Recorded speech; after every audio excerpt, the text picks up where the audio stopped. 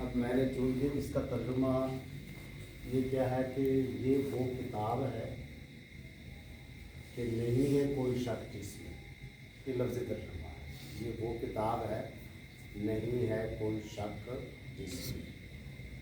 اب ہم جس میں یہ ترجمہ کر لیا نا، اب آپ نے قرآن ترجمہ والا اٹھا لیا، ترجمہ کر تو لیا، لیکن آپ کو یہ پتہ نہیں ہے کہ جس میں یہ کس لفظ کا ترجمہ ہے۔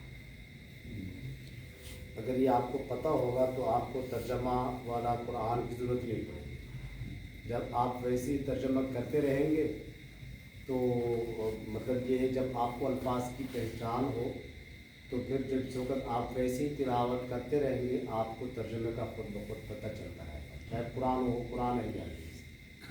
کہنے کا مطلب وہی ہے، خلاصہ کلام وہی ہے، کسی بھی زبان کو سمجھنے کے لیے اس زبان کے گرامر کے موٹے موٹے اصول کم از کم سمجھنا ضروری ہے۔ تو آج ابھی تک ہم نے کیا پڑھا ہے؟ زا اسم اشارہ کے بارے میں اور کا حرف خطاب کے بارے میں۔ ابھی تک ہم نے کیا پڑھے ہیں؟ حروف خطاب اور اسماء اشارہ۔ اب اس میں ایک لفظ استعمال ہوا ہے یہ ہی، فی ہی، اس کو ضمیر کہتے ہیں، پروناؤن جس کو کہتے ہیں، انگلش کے اندر پروناؤن کہتے ہیں نا ضمیر کو، اس کو ضمیر کہتے ہیں۔ یہ ضمیر ایک جملہ میں استعمال کر لیتا ہوں، حامد بڑا نیک ہے، وہ عبادت کرتا ہے۔ یہ وہ عبادت کرتا ہے، اس سے پہلے حامد کا ذکر ہوا نا، حامد کا نام لے کر ہم نے اس کا ذکر کیا نا۔ اب دوبارہ یہ جملہ کہنا حامد بڑا نیک ہے، حامد عبادت کرتا ہے، اب دوبارہ حامد کا نام کوئی استعمال نہیں کرے گا، وہ کرے گا اس نے ایسا کیا، وہ ایسا ہے، یعنی یہ الفاظ جو اس کی طرف لٹائے جاتے ہیں اس کو ضمیر کہتے ہیں۔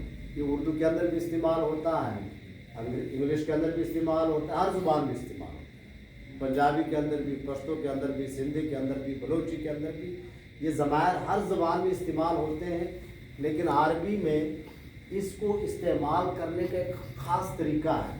پہلے یہ سمجھ لیں کہ یہ فی ہی کے بعد یہ آ گیا نا، ہی، یہ آ گیا، اس کے نیچے زیر لگاؤ تو کیا پڑھیں گے؟ ہی پڑھیں گے، اس کے اوپر الٹا پیش لگاؤ تو کیا پڑھیں گے؟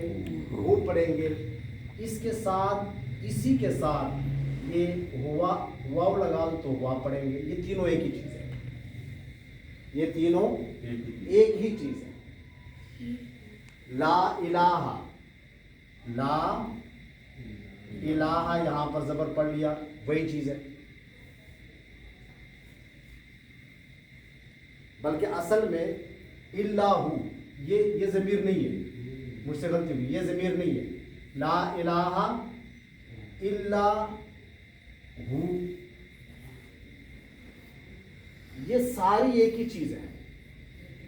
یہ واحد مذکر غائب کے لیے استعمال ہوتی ہے، ایک کے لیے استعمال ہوتی ہے، مذکر کے لیے استعمال ہوتی ہے، اور ایسے مذکر کے لیے استعمال ہوتی ہے جو موقع پر موجود نہ ہو، غائب۔ ٹھیک ہے جی، اب آج ہم اس کی گردان پڑھیں گے، اور گردان کا آپ لوگوں نے رٹا لگانا ہے، اور پھر رٹا لگا ہوگا تو پھر آپ لوگ جملوں میں استعمال کر سکیں گے، ورنہ جملوں میں استعمال نہیں کر سکیں گے۔ کل پھر ہم نے ان تمام ضمائر کو جملوں میں استعمال کرنا ہے، جیسے اسماء اشارات ہم نے پڑھے، جملوں کے اندر استعمال کیا، حروف خطاب ہم نے پڑھے، جملوں کے اندر استعمال کیا۔ اچھا، آپ لوگوں سے جب میں جملے بنواتا رہا تو آپ لوگوں کو کیا محسوس ہو رہا تھا کہ کچھ پلے پڑھ رہا ہے، آسان ہو، کچھ پلے پڑھ رہا ہے؟ اور اگر میں ایسی مطلب یہ ضمائر پڑھا دوں، جملوں میں استعمال کر کے نہ دوں، بلکہ کل تو میں نے آپ لوگوں سے اسماء اشارات کے جملے بنوائے، آپ لوگوں نے بنا کے دیے، اور یقین جانے مجھے بڑی خوشی ہوئی کہ جب آپ لوگوں نے بنا کے دیے نا، یار پتہ چل رہا تھا کہ یار جو میں محنت کر رہا ہوں، اور یہ ایک بے لوث محنت ہے، یہ بات ذہن میں رکھیں۔ اس محنت کا نہ آپ سے میں کسی طمع کا دل میں کوئی طمع رکھتا ہوں، اور بالکل بے لوث محنت۔ بے لوث محنت کے عام طور پر مسئلہ یہی ہوتا ہے، ہمارے استاد جی مولانا زاہد صاحب दामन बरकातहू फरमाया करते थे, मदारस के अंदर तालीम फ्री में होती है, मुफ्त में खाना खिलाया जाता है, मुफ्त में पढ़ाई दी जाती है, असातिज़ा की तनख्वाहें जो होती हैं वो आवाम के चंदे से, मतलब ये है कि तालिब इल्म को हर चीज़ मुफ्त में मिलती है, रिहाइश भी मुफ्त में, खाना भी मुफ्त में, तालीम भी मुफ्त में, हत्ता के इलाज मुआवजा भी मुफ्त में। मदरसों के अंदर ये सिस्टम होता है। तो कह रहे हैं कि यार हमने ये करके ना इल्म की कदर को ख़त्म कर दिया, और ये हकीकत है। हम कौम वो हैं कि जो चीज़ मुफ्त मिलती है ना उसकी कदर नहीं होती,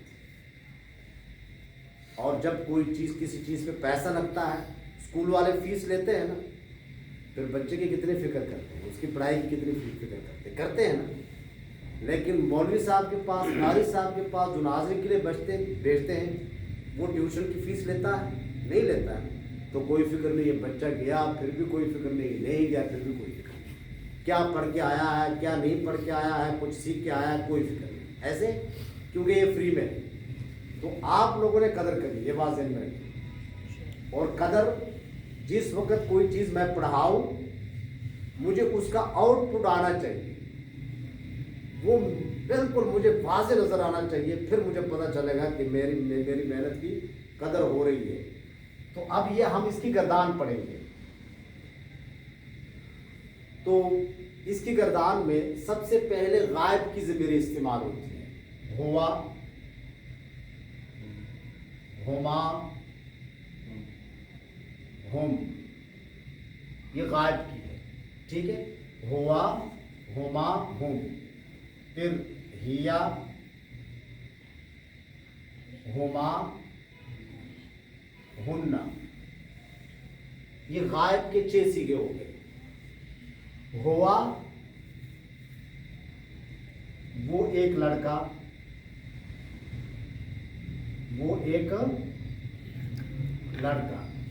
हुमा, वो 2 लड़के, ठीक है। हुम, वो सब लड़के।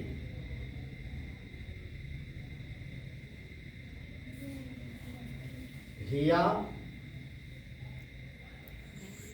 एक लड़की। हुमा, वो 2 लड़कियां।